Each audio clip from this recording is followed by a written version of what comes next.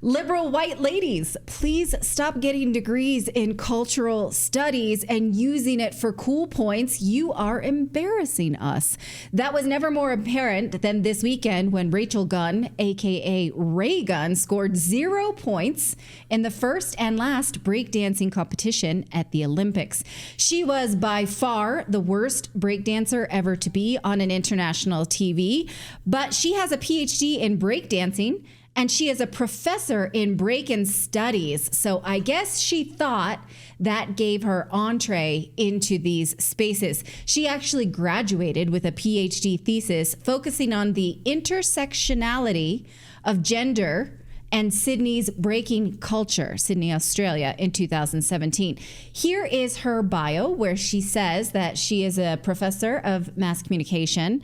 And in fact, her biography does confirm that she is interested in the cultural politics of breaking. And in fact, she is not just theory, but also practical, because she has competed in all of these competitions in breaking. Now, I am not qualified to say whether what she did was respectful or not to Black or Hispanic culture. I am, however, qualified to say that she is indicative of white women trying to academic their way into cultural spaces for people of color. And I just want to ask, what does that add to the world? What does that give us? I say this as a white woman who has a master's degree in sociology. So girl, I know this from experience. Don't waste your time chasing liberal theories to save the world if maybe you're not saving the world. And I want to say that I know from experience how academia can lead to this narcissism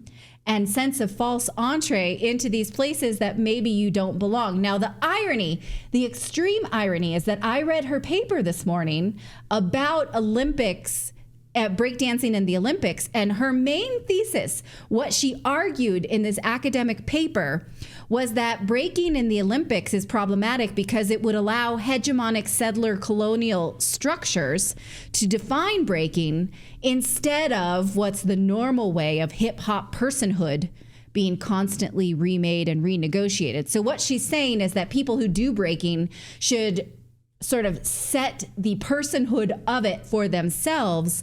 But when governing bodies get involved, those governing bodies form white male colonialism. Well, in fact, the governing body for breaking at the Olympics was born out of the World Dance Federation.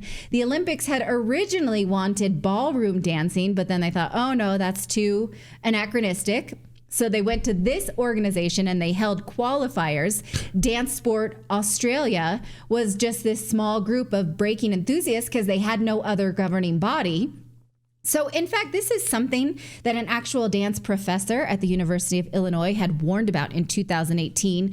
He wrote a petition against this organization in 2018 for their entree into the Youth Olympics in Argentina. And he said they are a competitive ballroom dance organization, has no connection or credibility with any legitimate entity in the worldwide breaking community. He says that the IOC has allowed these imposters to oversee breaking at the Youth Olympics is a travesty and a scandal. It would be like the Badminton World Federation overseeing baseball, or the Federation for Equestrian Sport overseeing auto racing. It's polar opposite. He said this is immoral, illogical, and insulting to hundreds of thousands of B-boys and B-girls who live and breathe this culture. Now, if Raygun is an academic of breaking, shouldn't she have known this? Maybe she did, but she went ahead and did this anyway because she said she was there to show inclusivity.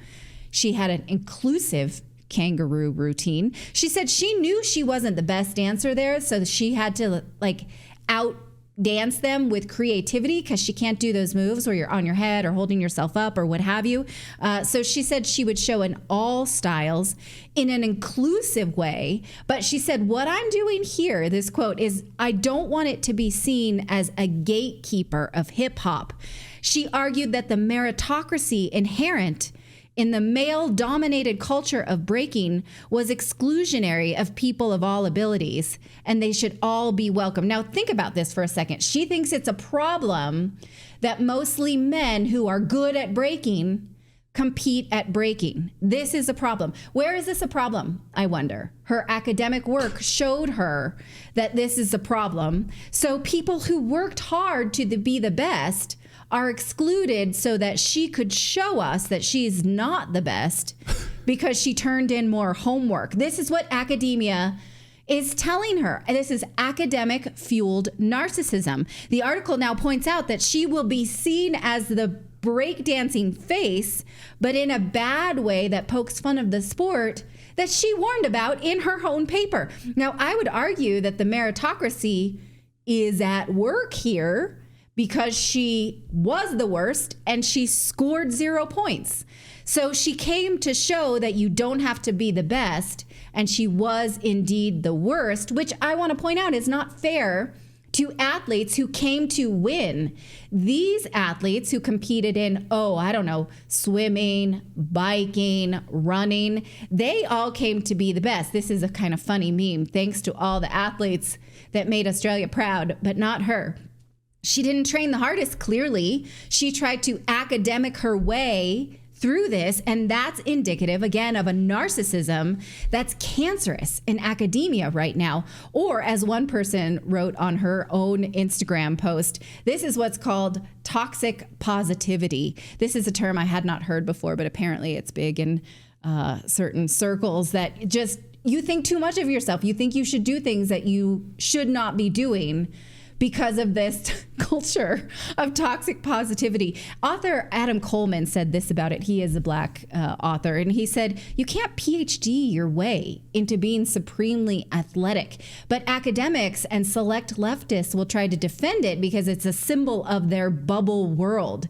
They value the attempt and not the ability, which is embarrassing. So again, my question to you is this indicative that progressive humanities degrees have gone too far?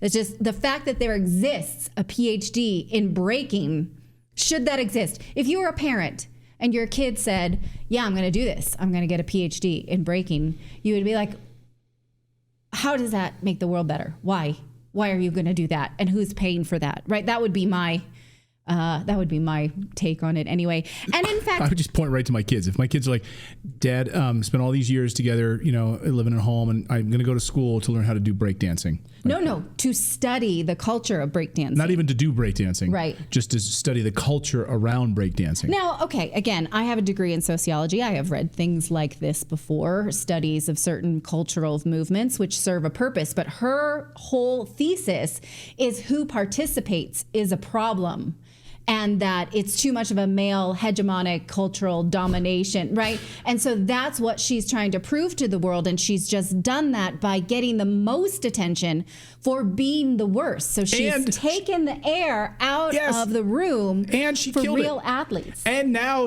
I think because of how bad this was and what a joke it was, she's now killed it at the Olympics. Well, we don't know why the Los Angeles Games of 2028 has said that there won't be breaking. Maybe there was another reason. It's because of Raygun.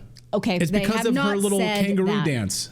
Now, I just want to remind you of this quote from Woodrow Wilson, because this is actually the goal of progressive education. Did you know that he was the president of Princeton University before he was the president of the United States? And this quote, he said that his goal, he said, I have often said that the use of university is to make young gentlemen as unlike their fathers as possible. So again, this was universities in the 1900s defining their role in society as the role of shaping progressive young minds away from traditional thought. So Rachael Gunn thinks that there is a problem with representation in urban street dance and that she can be a solution. And she made a mockery of that community because of the bolstering of academia. Now, Grim, who works on our show, he said if she paid even more than $50 for that degree, she deserves to be ridiculed. I don't want to ridicule her. I want to ridicule academic narcissism and the fact that these degrees exist. Now, what are the market forces that keep these degrees from churning out on a young person's name, on a young person's diploma. It is not market forces. Nobody's saying, wow, I really have made so much money because I have this master's in intersexuality of gender and LGBTQI studies. No, nobody's making a killing. Nobody's making a fortune from getting those degrees. Why? It's tax dollars. It's government funding that continues to fuel this as an industry. And in fact, academics know it. They know that it's useless. They know that it's government funded. I came across this recently from Thomas Sowell's autobiography. He says that when he was at the Urban Institute, he was told this good news and bad news joke. He said, I forget what the good news is, but the bad news amongst economists was always the Ethnic Minorities Research Project has been funded. That's always the bad news. And this is what we get from it, is this terrible performance. Now, I'm not going to say I haven't benefited from this. I got a lot of comic relief out of the Rachael Gunn memes over the weekend. But again, what does it offer us as a society? Is it narcissists and academic uselessness? What could we otherwise do with this energy as a society? Could we leave breaking alone? I just want to know what you think we could do with this energy.